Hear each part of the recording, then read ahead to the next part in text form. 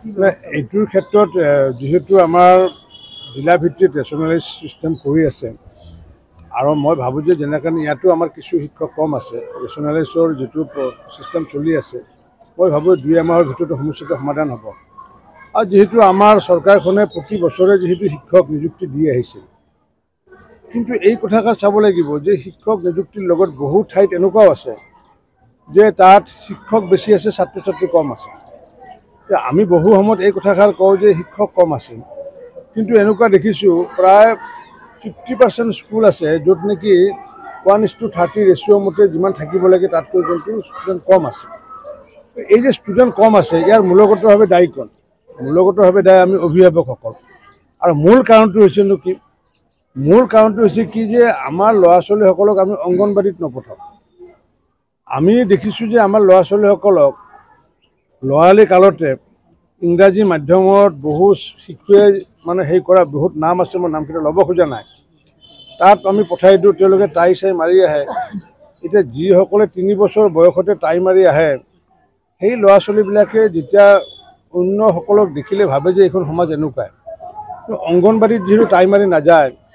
অংগনবাড়ীত যিহেতু ধনী দুখীয়াসকলে যায় সেইকাৰণে আচলতে প্ৰত্যেকে অংগনবাড়ী স্কুলত পঢ়াব লাগে মই কিন্তু মোৰ ল'ৰা ছোৱালীক অংগনবাড়ীত পঠাইছিলোঁ এইকাৰণে পঠাইছিলোঁ অংগনবাড়ীত যে যাতে শিশুজনে যাতে গম পায় যে আমাৰ ভাৰতীয় সমাজত ধনী দুখীয়াসকলে আমি একত্ৰিতভাৱে আমি পঢ়া শুনা কৰোঁ গতিকে আমি এই যে নিজৰ ল'ৰা ছোৱালীক যদি আমি অংগনবাড়ীত নপঢ়াওঁ আল্টিমেটলি LP স্কুলতো এডমিশ্যন দিয়া নহয় মুখ্যমন্ত্ৰী ডাঙৰে অপ্ৰাণ চেষ্টা চলাই আহিছে শিক্ষা ব্যৱস্থা আমূল পৰিৱৰ্তন কৰাৰ কাৰণে আমি যদি ল'ৰা ছোৱালীসকলক অংগনবাড়ীত নপঠাওঁ তেতিয়া LP স্কুলতো আমি নপঠাম তেওঁৰ ইংৰাজী মাধ্যমত গতি কৰি থাকিব আৰু আমাৰ অসমীয়া মাধ্যমৰ সংখ্যা আমাৰ কমি থাকিব গতিকে এই পৰিৱেশৰ পৰা আমি যদি পৰিত্ৰাণ পাব লাগে মুখ্যমন্ত্ৰী ডক্টৰ হিমন্ত বিশ্ব শৰ্মাৰ নেতৃত্বত প্ৰায় এতিয়া 10,000তকৈ অধিক মডেল অংগনবাড়ী নিৰ্মাণ কৰা হৈছে 25 লাখ টকা ব্যয় সাপেক্ষে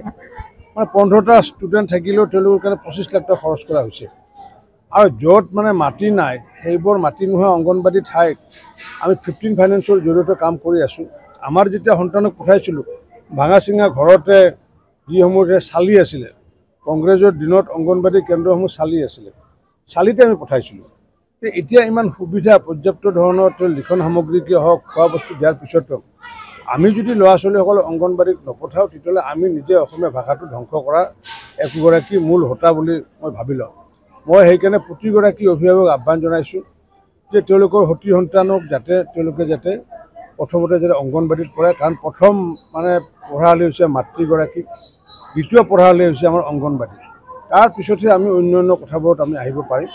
গতিকে যেতিয়ালৈ অংগনবাড়ীত সংখ্যা বেছি হ'ব তেতিয়া অসমীয়া মাধ্যমৰ ছাত্ৰ ছাত্ৰীৰ সংখ্যা বেছি হ'ব